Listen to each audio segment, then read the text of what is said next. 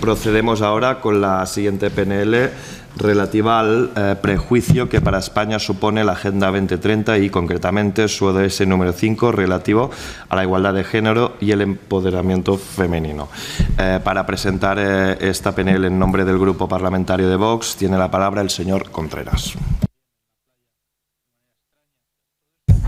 Gracias, presidente. Bien, el ODS número 5 para nosotros es simplemente una excusa, un enganche normativo para introducir esta PNL en la que les proponemos erradicar la ideología de género de los programas educativos de los niños españoles y más en general el concepto de género, erradicarlo de todo el derecho español. Proponemos abandonar el concepto de género y volver al concepto de sexo, que es el único que tiene una base antropológica, una base científica. Género y sexo no son sinónimos, de hecho son conceptos incompatibles. La ideología de género implica la negación de la existencia objetiva de hombres y mujeres. Y esto, evidentemente, tiene unas consecuencias vertiginosas, aniquiladoras para todo nuestro derecho y nuestra cultura. La llamada ideología de género viene a ser lo que se ha llamado feminismo de tercera ola, la tercera ola del feminismo, tercera y última, porque por cierto implica la autodestrucción del feminismo. ¿Cuáles fueron las anteriores? El feminismo de primera ola fue el feminismo clásico, el de Mary Wollstonecraft, el de John Stuart Mill, las sufragistas, etcétera. Pedía simplemente la igualdad ante la ley de varones y mujeres, que las mujeres pudieran votar, pudieran trabajar, etcétera, cosas razonables. Todo esto, afortunadamente, estaba ya conseguido en Occidente hacia los años 60, y entonces surge el feminismo de segunda ola, entre cuyas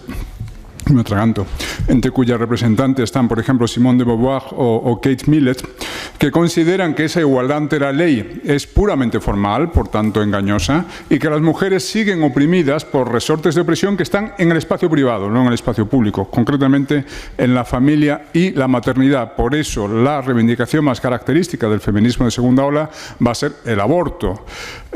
Toda la obra de Simone de Beauvoir, y quien la haya leído lo sabrá, está impregnada de odio a la maternidad. Simone de Beauvoir presidió la asociación Choisir por el aborto en Francia, se salió con la suya, con la ley Veil de 1975. Y finalmente, el feminismo de tercera ola o ideología de género, la referencia teórica más clara sería Judith Butler y su Gender Trouble de 1990. Y lo que propone Butler es la sustitución del concepto de sexo por el de género. ¿Cuál es la diferencia? El sexo es determinación biológica. La especie humana, como todas las especies animales superiores desde hace 600 millones de años, viene dividida en machos y hembras de manera natural. Y unos y otros se diferencian por sus cromosomas, por sus genitales y sobre todo por su papel en la reproducción, por sus gametos. ¿Qué es el género?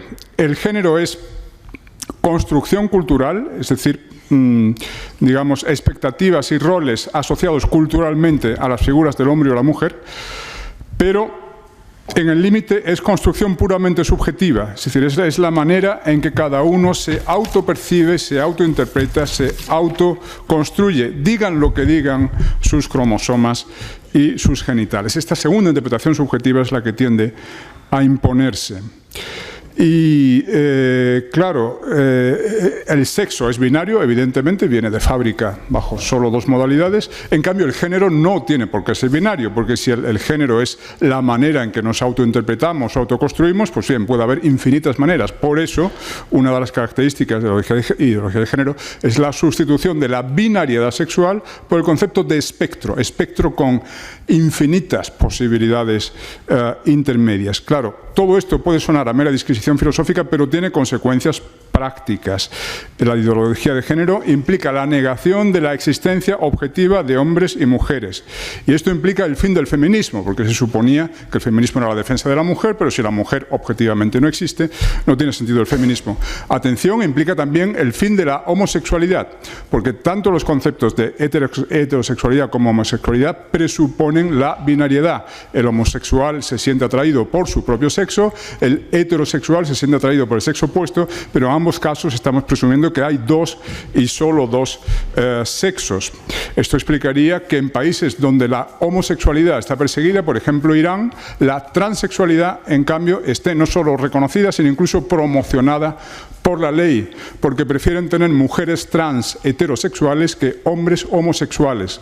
De hecho, en el clima actual de promoción de la transexualidad, las filas de la T, del famoso acrónimo LGTB, la T está creciendo a expensas de la G, porque chicos que habrían, o chicas también, que habrían sido simplemente homosexuales, en el clima actual están siendo orientados hacia el cambio de sexo. Por cierto, en Gran Bretaña se ha multiplicado por 44 en solo 10 años el número de adolescentes que piden la transición al otro sexo. Termino ya. Simplemente las consecuencias prácticas de todo lo que estoy exponiendo las tienen representadas en 3 nombres que voy a dar muy rápidamente. Stephen Wood, el presidiario británico que dijo percibirse como mujer, fue encerrado en una prisión femenina y allí agredió sexualmente a 4 reclusas. Demetrius Minor, otro transexual, se decía sentirse mujer, fue internado en una prisión femenina, dejó embarazadas a 2 reclusas. Y Leah antes Will Thomas, es decir, el transexual norteamericano que está rompiendo todos los récords de natación universitaria americana, y esto anuncia el fin del deporte femenino tan pronto como se generalice la participación de transexuales en competiciones femeninas, cosa a la que abre la puerta el artículo 26 del proyecto de ley trans que en este momento debatimos en el Congreso. Gracias. Muchas gracias, señor Contreras. En nombre del Grupo Parlamentario Vasco tiene la palabra la señora Vaquero. ¿No? Seguimos pues con el Grupo Parlamentario Popular, el señor Gago. Muchas gracias, presidente. Muy buenas tardes a todos. Una vez más, volvemos a ver una iniciativa del Grupo Vox que pretende pues otra vez excluir al Estado español de los acuerdos internacionales, de los compromisos internacionales que hemos suscrito, que hemos ratificado, que hemos apoyado, que hemos acordado con más de 190 estados, y que en definitiva lo que persiguen es la defensa y la evolución y el progreso sano hacia una serie de dificultades y problemas que tiene, por desgracia, la sociedad a nivel global y a nivel mundial, ¿no? Yo les diría que cuestión aparte es que aquí se exija la aplicación efectiva de los fondos destinados para el cumplimiento de los Objetivos de Desarrollo Sostenible, que se luche contra una ideología de género frentista, ¿no? Y que especialmente pues, se intente imponer una ideología de género a nivel social. Pero nosotros no vamos a estar de acuerdo en la ruptura, en esa suscripción y en esa persecución de objetivos globales que, como decimos, vemos de forma mayoritaria y que son razonables. Mire, el feminismo ha permitido desde su primera ola enormes avances, no solo para las mujeres, sino también para la humanidad en su conjunto.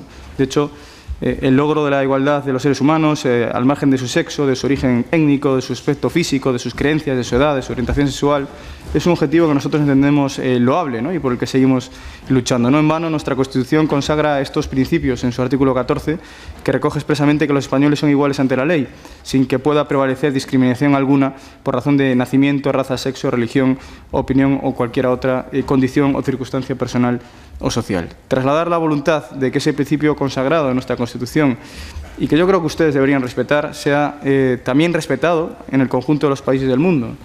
O sea, esto es un objetivo loable, necesario, además, y de compromiso por parte de todos, ¿no? El hecho de que un ministerio copado por unas cuantas, si me permiten, políticas ideologizadas y con cierta falta de experiencia, como abundan en el Ministerio de Igualdad, no quiere decir que este compromiso de pelear por una igualdad de género deba ser observado desde la irracionalidad y desde el frentismo social, ¿no? Los datos de UNICEF nos dicen que 1 de cada 4 niñas entre 15 y 19 años carece de empleo, que no está recibiendo formación para el empleo, mientras que sí, esto solo ocurre en 1 de cada 10 niños. Aproximadamente 1 de cada 20 niñas entre 15 y 19 años, es decir, cerca de 13 millones, han sido víctimas de relaciones sexuales forzadas, tanto en épocas de paz como en situaciones de conflicto. Las niñas adolescentes corren un alto riesgo de sufrir violencia sexual. Casi 2/3 partes de los 781 millones de personas adultas analfabetas son mujeres, un porcentaje que se ha mantenido constante, por desgracia, durante las 2 últimas décadas. 153 países tienen leyes que discriminan económicamente a las mujeres, y en 18 de estos países pues los maridos pueden impedir legalmente esta voluntad. Por lo tanto, termino, presidente. Yo creo que si no les parece suficiente todo esto que le acabo de decir, pues miren a su alrededor, comprueben las cifras de violencia de género, de la trata de personas, de la prostitución y analicen realmente si ustedes pueden contribuir a negar que trabajar por la igualdad y el empoderamiento o por la fortaleza de la mujer es o no un objetivo loable. Muchas gracias. Muchas gracias, señor Gago. En nombre del Grupo Parlamentario Socialista tiene la palabra la señora Diego. Gracias, señor presidente. Señor Contreras, pensé que algún experto feminista de su grupo parlamentario había escrito esta exposición de motivos en relación con la historia del feminismo, pero parece que el experto es usted. Yo le diría que tomara nota y se leyera a Rosa Cobo, entre otras feministas, porque ya estamos en la cuarta ola desde hace tiempo, en la cuarta ola del feminismo y en la cuarta ola del feminismo donde, desde luego, las medias verdades que usted ha expuesto de manera teórica como un gran experto no son la realidad. Tengo que decir que cuando terminé de leer su PNL, y tengo que decir que me costó leerla, no pude quitarme de encima el asombro y que me ha vuelto a ocurrir cuando le he escuchado a usted, señor Contreras, por la falta de rigor, la manipulación y el descaro que ustedes se permiten de nombrar a mujeres teóricas del feminismo con medias verdades y tergiversando la realidad de las cosas. Lo hacen única y exclusivamente con el ánimo de confrontar y de desprestigiar la lucha de muchas mujeres y cada vez más hombres que a lo largo de la historia han luchado y siguen luchando por los derechos humanos. Porque cuando estamos hablando del ODS número 5, cuando estamos hablando de los derechos de las mujeres, estamos hablando de derechos humanos. Y ustedes están fuera de ello. Ustedes están fuera de la defensa de los derechos humanos. Y es por eso que ustedes traen aquí esta PNL. Porque sí, porque estamos hablando de la defensa de los derechos humanos, he dicho anteriormente, de todas las personas, y en concreto de las más vulnerables, y en el caso de la mitad de la población, de las mujeres, por haber estado y seguir estando en desigualdad con los hombres en todos los ámbitos de la vida, el económico, el educativo, el político, entre otros. Decidí nada más terminar la lectura de su PNL que necesitaba releer a Hannah Arendt. Ella, en Verdad y Política, hace un trabajo muy interesante sobre el empleo de la mentira en el espacio público-político. Les aconsejo su lectura. Cuando habla de la mentira política moderna, Arendt advierte que están en juego distintos objetivos: cambiar el mundo, modificar la realidad, reescribir la historia o al menos generar confusión a conveniencia de un grupo o una persona en particular. Preocupaba mucho ya a esta filósofa, a esta gran filósofa, la llamada mentira política moderna, por su carácter destructivo sin precedentes. Hoy es una realidad y ustedes lo acaban de poner de manifiesto. La mentira y la preocupación es una realidad, porque en condiciones plenamente democráticas, señala la pensadora, la mentira en el ámbito de lo político requiere de una buena dosis de autoengaño. Tomen nota. Frente a su posicionamiento sobre la Agenda 2030, nosotros la reconocemos como una hoja de ruta de los demócratas de España y en coordinación y cooperación con 157 países del mundo con los que compartimos la necesidad de alcanzar los 17 Objetivos de Desarrollo Sostenible. El colectivo LGTBI en cualquier lugar del mundo requiere de actuaciones en distintos ámbitos. Por ello, sus reclamaciones históricas y las reclamaciones del resto de la sociedad para con ellos y ellas se ven claramente reflejados en el alcance de más de un Objetivo de Desarrollo Sostenible. El compromiso de la Agenda 2030 no deja a nadie atrás, es no dejar a nadie atrás, y recoge el mandato de poner la igualdad, la inclusión y la no discriminación como sus prioridades. Por tanto, todo el compromiso de este grupo parlamentario con nuestro Gobierno para la eliminación de toda norma o práctica discriminatoria, así como de poner en marcha políticas públicas que garanticen los derechos de estas personas y su igualdad real dentro de la sociedad. Señora Diego, tendría que Voy terminando. Por favor. La inclusión de la perspectiva de género en la educación en España no responde ni a criterios religiosos ni morales, sino solamente al cumplimiento de la ley. Frente a su manipulación en relación con los fines y compromisos del ODS número 5, nuestra convicción de que si no la alcanzamos el empoderamiento de las mujeres y las niñas en todo el mundo, no alcanzaremos el resto de los ODS. Ustedes saben del valor y la potencialidad de la transversalización de este ODS en esta agenda y por ello presentan esta PNL, porque están solos en esto y no vale todo. Sigan negando la lucha de las mujeres y cada vez de más hombres en pro de la igualdad de derechos entre hombres y mujeres. La sociedad española está muy por delante de ustedes y sus planteamientos misóginos y machistas. Muchas gracias, señora.